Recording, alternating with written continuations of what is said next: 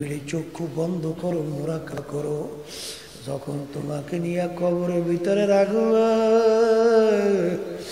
নাফরমান ডানের দিকে তাকায়া দেখবে মাটি, ডানে দেখবে মাটি, নিচে মাটির বিছানা, উপরেতে চাপা মাটি, ভাইগা যাইতে পারবা না। এখন কই তোমার টাকার বড়াই, কই তোমার পীরের বড়াই, কই তোমার মুফতি মুহাদ্দিসের বড়াই, কই তোমার বড় বংশের বড়াই, কই তোমার চেয়ারম্যানগিরির বড়াই, কই তোমার মেম্বারগিরির বড়াই? এখন তার কিছু নাই। এখন তো নাফরমান দিক বিদিক হারাইয়া ডাক দেবে আল্লাহ আল্লাহ। আর আমার মালিক ডাক দে বলে, নাফরমান, দুনিয়ার ভিতরে তোদেরকে আমি স্বাধীনতা দিয়েছিলাম, আমার সমস্ত নেয়ামত ভোগ করে আমাকে যেরকম ভুইলা গেছিলি, আমি এইভাবে তোদেরকে ভুইলা গেলাম। শত শত হাজার হাজার বছর আমাকে ডাকবি, আমি আর তোর ডাকের একবারও সাড়া দিব না। ও কবরের মাটি, নাফরমান দুনিয়ার ভিতরে স্বাধীনতা পেয়ে আমার সমস্ত নেয়ামত ভোগ করে আমাকে যেরকম ভুইলা গেছিল, আমি ওরকম ওদেরকে ভুইলা গেলাম। ও কবরের মাটি, দুই পাশ থেকে এমন ভাবে চাপ মারো,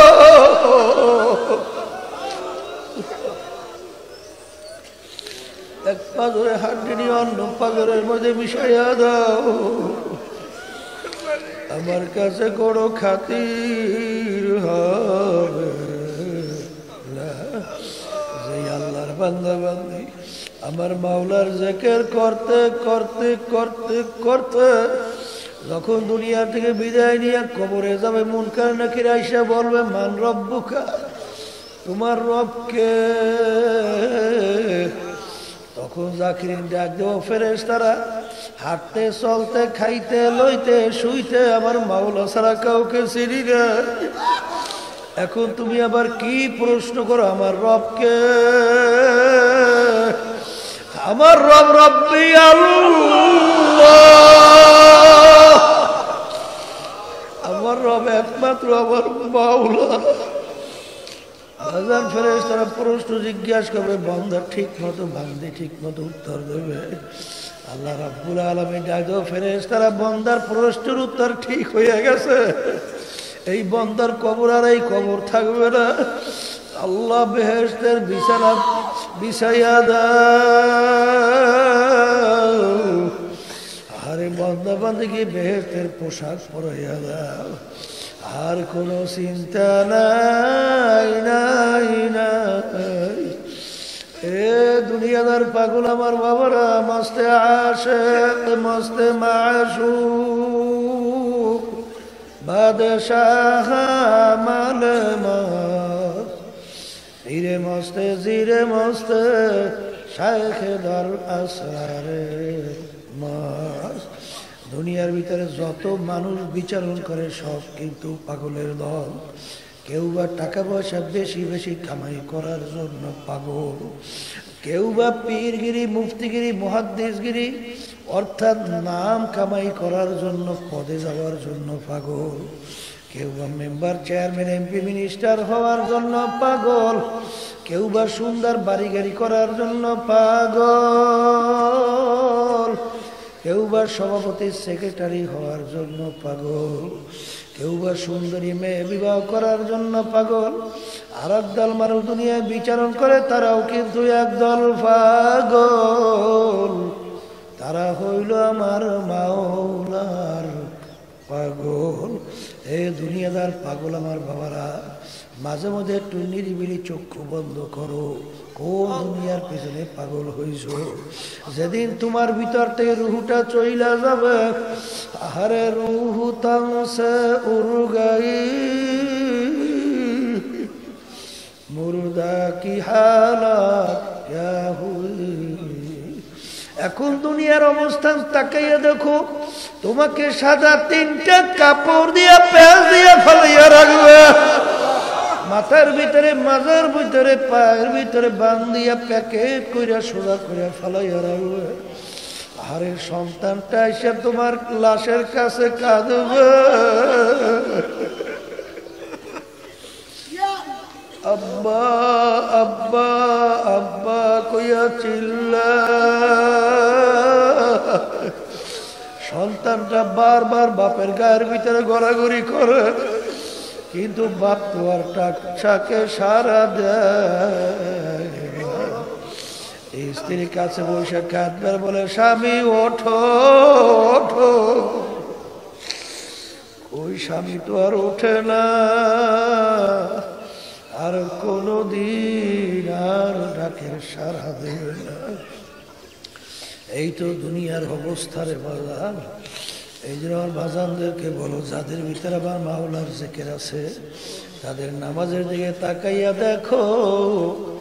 বাজান বান্দা বান্দী যখন নামাজের ভিতরে তেলাওয়াত করে আলহামদুলিল্লাহি রাব্বিল আলামিন, আমার মাওলা বান্দা বান্দির ডাকে উত্তর দেয় হামেদানি আবুদি।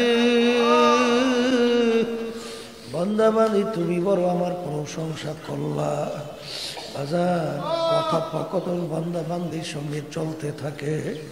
যখন বান্দা বান্দি তেলাওয়াত করে আর রহমানির রহিম, আমার মালিক উত্তর দেয় সাদাকানি আবদি।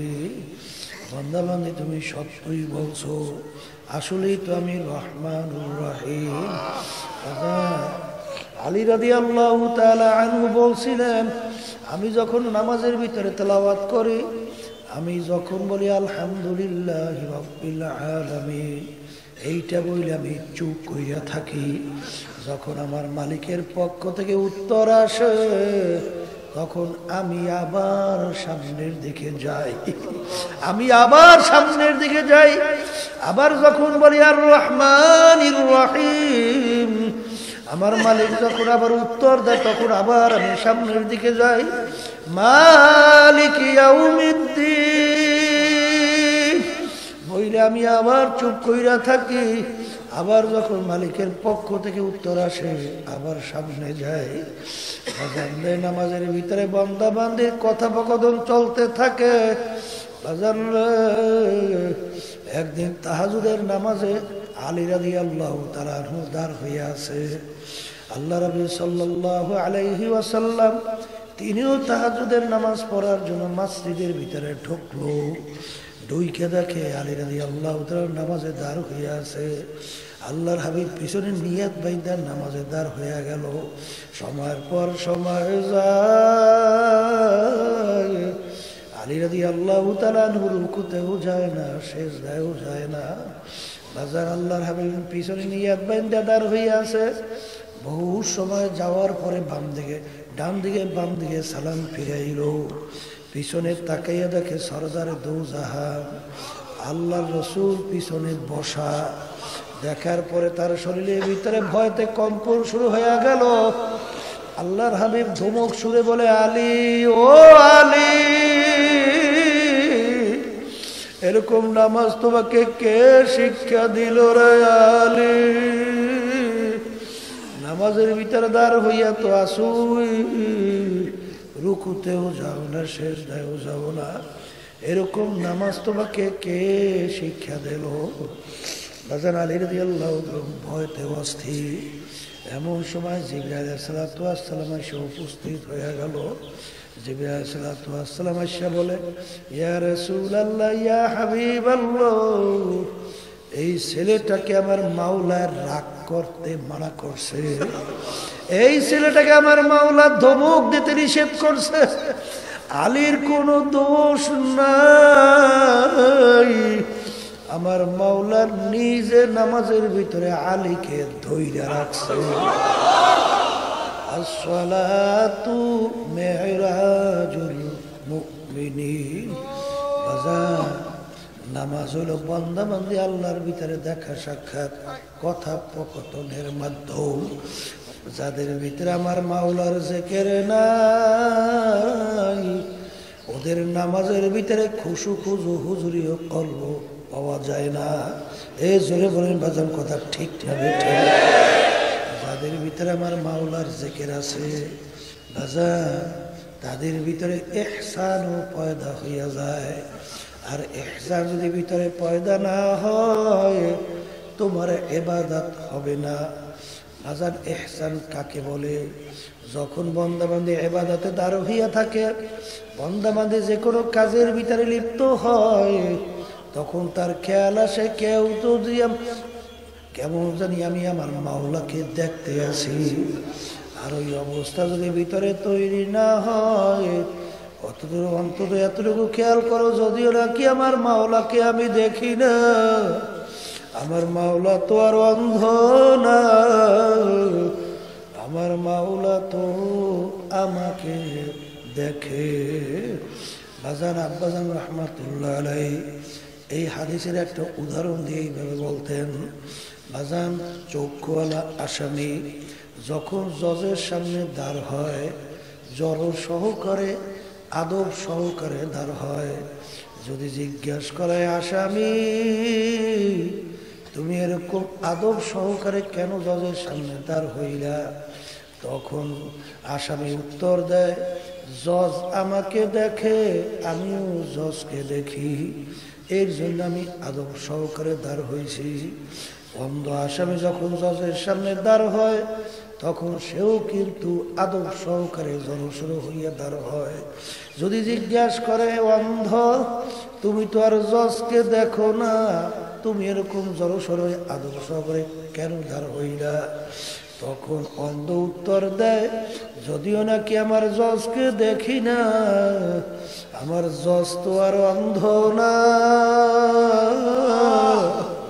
আমার জজ তো আমাকে দেখে। এই অবস্থা যদি একবার আল্লাহর ফজল কর্মে বান্দাবান্দির ভিতরে তৈরি হইয়া যায়, ওই বান্দাবান্দি গোপনে তার সামনে যখন গুনাহ আইসা যায়, তখন দুনিয়ার কেউ দেখে না, তখন তার খেয়াল আসে দুনিয়ার কেউ দেখে না, আমার মাওলা তো আমার দিকে চাইয়া আছে, আমার মাওলা তো আমাকে দেখে।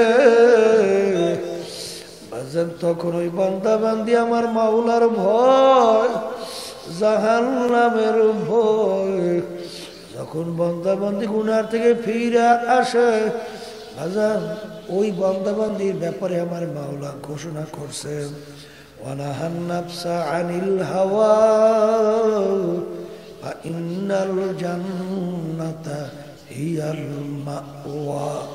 যেই বান্দাবান্দি আমার মাওলার ভয়, জাহান্নামের ভয়, নিজেকে গুনাহ থেকে ফিরে রাখতে পারবে, আল্লাহ ঘোষণা করছেন ওই বান্দাবান্দির জন্য আমি বেহেশতের ঘোষণা দিয়ে দিলাম। এই জন্য আমার বাজানদেরকে বলবো, পর্দা আলে মা বোনদেরকে বলবো, জিকিরের ভিতরে যে কি মজা বাজান। তোমার আমার কাছে আল্লাহর জিকির ভালো লাগে না, নামাজ পড়তে ভালো লাগে না বাজান, পর্দা করতে ভালো লাগে না, হারাম হালাল তমিজ কইরা খাইতে চলতে ভালো লাগে না, সুন্নাত তরিকার উপরে চলতে ভালো লাগে না বাজান। এটা কিন্তু নামাজের দোষ না, রোজার দোষ না বাজান। যেরকম নাকি তোমার জ্বর হওয়ার কারণে জিহ্বা নষ্ট হয়ে গেছে, যত ভালো খাদ্য তোমার জিহ্বার ভিতরে দাও, তোমার ভালো খাদ্য কিন্তু তোমার জিহ্বার ভিতরে তিতা তিতা লাগতে থাকবে। এটা কিন্তু খাদ্যের দোষ না, এটা কিন্তু তোমার জিহ্বার দোষ। জ্বরের কারণে জিহ্বা নষ্ট হয়ে গেছে।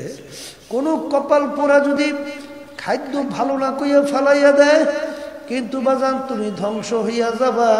তোমার যখন মনে হবে আমার কেন ভালো খাদ্য ভালো লাগে না, বুঝতে হবে আমার জিহ্বাটা এখন আর ভালো নাই, চিকিৎসা করা লাগবে, ডাক্তারের কাছে যাওয়া লাগবে। যখন নাকি ডাক্তারের কাছে যাওয়ার পরে পরামর্শ দেবে, সেই পরামর্শ অনুযায়ী তুমি যখন ঔষধ খাবা, তখন আল্লাহর ফজল করবে, আস্তে আস্তে তোমার জিহ্বা ভালো হয়ে যাবে। বাজান হাদিসের ভিতরে আসছে, বান্দা বান্দি যখন একটা গুনাহ করে, ওর কলমের ভিতরে একটা কালো দাগ পইরা যায়, যখন আবার গুনাহ করে আর একটা কালো দাগ পইরা যায়। এরকম কালো দাগ পড়তে পড়তে পড়তে পড়তে ওই কলমটা এখন আর সুস্থ কলম না, ওই কলমটা এখন একটা বেরাইমা কলমে পরিণত হইয়া যায়। তখন এই বেরাইমা কলমের ভিতরে আমার মাওলার জিকির তার কাছে ভালো লাগে না। বাজান মাওলা আল্লাহু আকবার, আল্লাহর সামনে দাঁড় হইয়া রুকু সিজদা ভালো লাগে না, রোজা তার কাছে ভালো লাগে না। বাজান অন্য আল্লাহর হুকুম নবীর তরিকা অনুযায়ী চলতে তার কাছে ভালো লাগে না। এটা কিন্তু নামাজ জিকিরের দোষ না, গুনার কারণে তোমার কলম নষ্ট হয়ে গেছে। এই কলম চিকিৎসা করার জন্য বাজান ডাক্তার হইল হক্কানি ওলামায়ে কেরাম, পীর বুজুর্গেরা। এই জোরে বলো কথা ঠিক না বেঠিক? তাদের কাছে যাওয়ার পরে কোরআন এবং হাদিস অনুযায়ী তোমাকে আমাকে প্রেসক্রিপশন করবে, বাবা এইভাবে চলো। দেখ আল্লাহর ফজল করবে, অল্প সময়ের ব্যবধানে তুমি যদি তাদের কথা অনুযায়ী চলতে পারো, আস্তে আস্তে কলমের রোগ দূর হইতে থাকবে। তখন তোমার নামাজও ভালো লাগবে, রোজাও ভালো লাগবে, আমার মাওলার জিকির তোমার কাছে ভালো লাগবে। হারাম দেখার সঙ্গে সঙ্গে বান্দা বান্দির মধ্যে এমন একটা আল্লাহর ফজলে বিরক্ত তৈরি হইয়া যাবে, এইটা বাস্তবতা ছাড়া কোনোদিন বোঝানো যায় না। এই পথে চলতে থাকো বাজার, দেখবা আল্লাহর ফজল কর্মে বসতে থাকবা। এই জন্য আমার বাজানদেরকে বলবো, পর্দা আলে মা বোনদেরকে বলবো, আমাদের এই তরিকার নাম হলো চিশতিয়া সাবিরিয়া তরিকা। এই তরিকার মুরব্বীদের ভিতরে একজন রশিদ আহমদ গঙ্গাই রহমাতুল্লাহ বাজার। এই তরিকার মুরব্বী এই উজানি কারি ইব্রাহিম সাহেব রহমাতুল্লাহ আলাইহি। এই তরিকার মুরব্বী বাজান সৈয়দ ইসহাক সাহেব রহমাতুল্লাহ আলাইহি। এই তরিকার মুরব্বী কুতুবুল আলম ফজলুল করিম রহমাতুল্লাহ আলাইহি। বাজার আমার আব্বাজান দাদাজান বলতেন, বাজান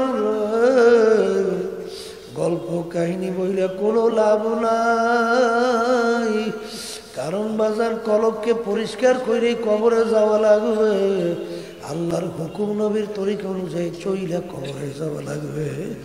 বাজার নেই কিছুদিন এই ঔষধ ঠিক মতো পালন কইরা দেখো, আল্লাহর রহমতের উপরে ভরসা কইরা বলতে পারি শয়তান এবং নাফস আল্লাহর ফজল ও করমে তোমাকে গুনার কাজের কাছেও নিতে পারবে না।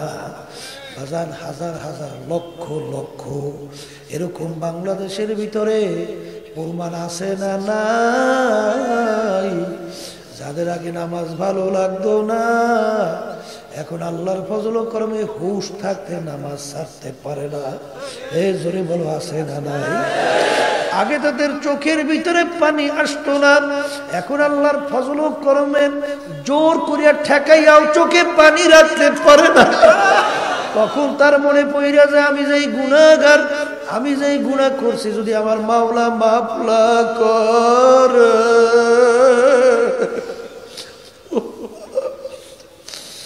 আমার মাওলা যে আযাব গজবের ঘোষণা দিছে, ওই এক সেকেন্ডের আযাব গজব সহ্য করার শক্তি দুনিয়ার কোন মানুষের নাই। আমার মাওলা জিবরাইল আলাইহিস সালাম একদিন আল্লাহর হাবিবের সঙ্গে দেখা করতে আসলো। ওই সময় সচরাচর জিবরাইল আমিন আসে না।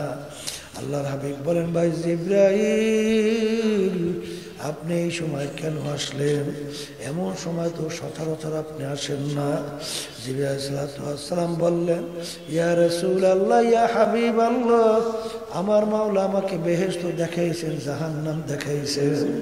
বেহেশত যেইভাবে তৈরি করছেন, যদি কোনো বান্দা বান্দি শোনে, হুশ থাকতে বেহেশতে না আসিয়া ছাড়বে না। আর আমার মাওলা জাহান্নামে এমন ভাবে তৈরি করছে, যদি কোনো বান্দা বান্দি কানেও শোনে, জীবন গেলেও তারা কোনোদিন জাহান্নামে যাবে না। এই কথা বইলে জিবরাইল আলাইহিস সালাম কান্দে। আল্লাহর হাবিব বলেন, ভাই জিবরাইল, আপনি তো আল্লাহর নৈকট্যের সম্মানিত ফেরেশতা, আপনি কেন কান্দেন? তখন জিবরাইল আলাইহিস সালাম বলেন, ইয়া রাসূলুল্লাহ, ইয়া হাবিবাল্লাহ, ইবলিস তো মাওলার সম্মানিত ফেরেশতা ছিল, তার ব্যাপারে আমার মাওলার কি সিদ্ধান্ত হইল? হারুত মারুত তো আমার মাওলার ফেরেশতা ছিল, তাদের ব্যাপারে আমার মাওলার কি সিদ্ধান্ত হইল আমার তো জানা নাই। আমার ব্যাপারে আমার মাওলার কি সিদ্ধান্ত হবে, এই জন্য আমি কান্দি। এই অবস্থা দেখে আল্লাহর রাসূল কান্দে। জিবরাইল আলাইহিস সালাম চলে যাওয়ার পরে আল্লাহর হাবিব মসজিদে নববীর ভিতরে ঢুকলেন। দুই কেদায় একদল সাহাবায়ে কেরামদের জামাত বসে বসে বাজার আনন্দ ফুর্তির ভিতরে লিপ্ত আছে। আল্লাহর হাবিব ধমকের শুনে বলল, তোমরা কি মৌতের কথা ভুইলা গেছো? তোমরা কি কবরের কথা ভুইলা গেছো? তোমরা কি জাহান্নামের কথা ভুইলা গেছো? এই মাত্র আমার কাছে জিবরাইল আমিন আসছিল, জাহান্নামের যে বিবরণ আমার সামনে শুনাইছে।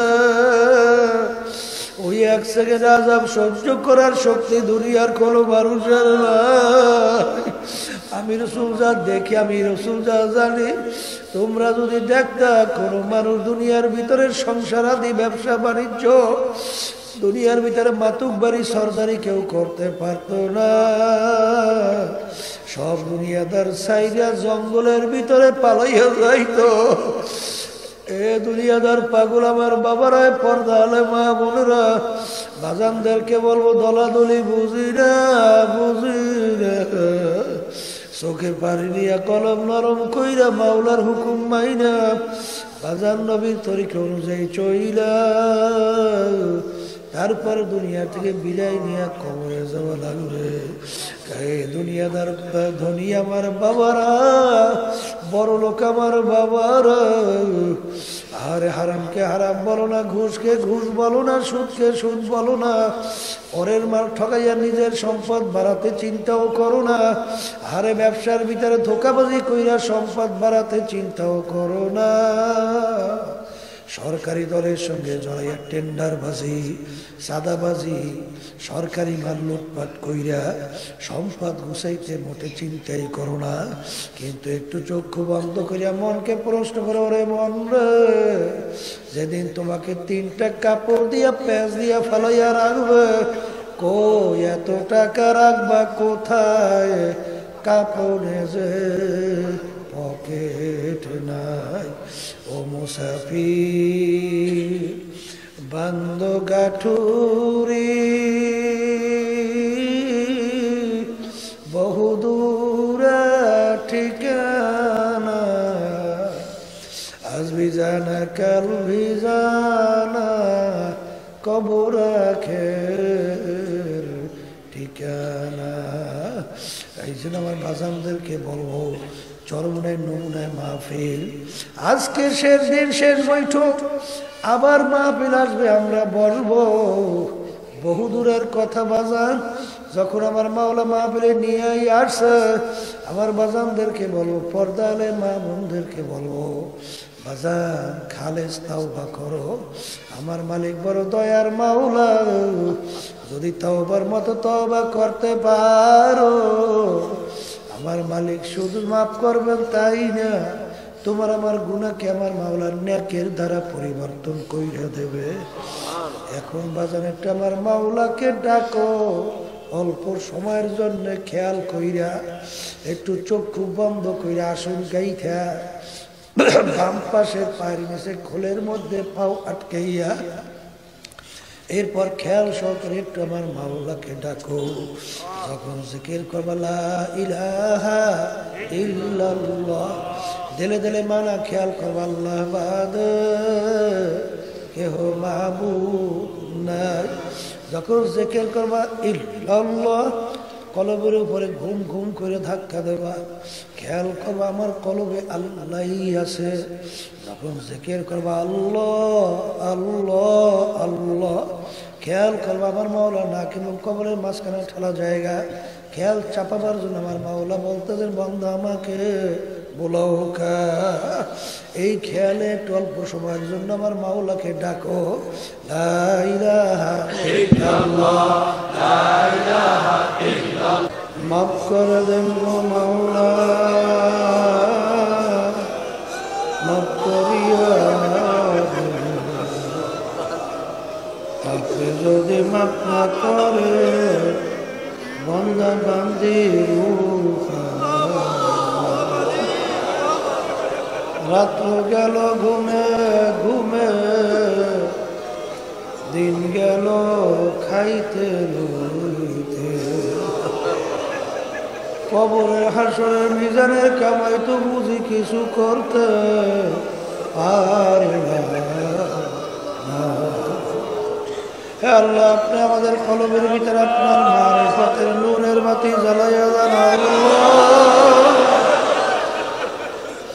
শয়তান এবং নফসের ধোঁকার থেকে আপনি আমাদের সবাইকে হেফাজতে রাখেন আল্লাহ। চরমনায় নমুনা 3 দিন ব্যাপী মাহফিল আল্লাহ, আজকে শেষ বৈঠক আখিরে মুনাজাতে আপনার দরবারে হাত তুললাম আল্লাহ। আপনি মজলিসের দিকে তাকাইয়া দেখে কত আমাদের সাদা দাড়িওয়ালা বাবাদেরকে নিয়ে হাত তুললাম,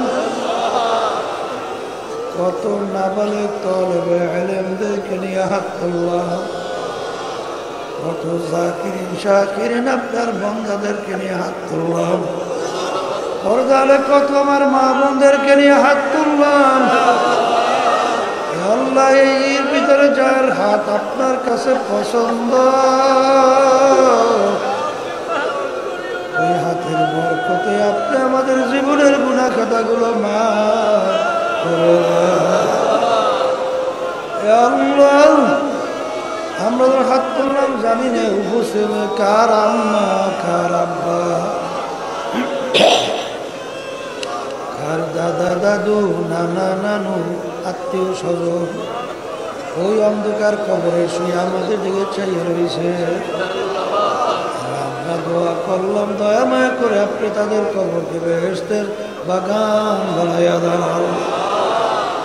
আল্লাহ। আমার মুজাহিদ ভাইরা, মা বোনেরা, পর্দার আড়ালে আমার মা বোনেরা, যত মুমিন মুমিনা তারা কবরে শুয়ে আছে আল্লাহ, তাদের সবার কবরকে বেহেশতের বাগান বানাইয়া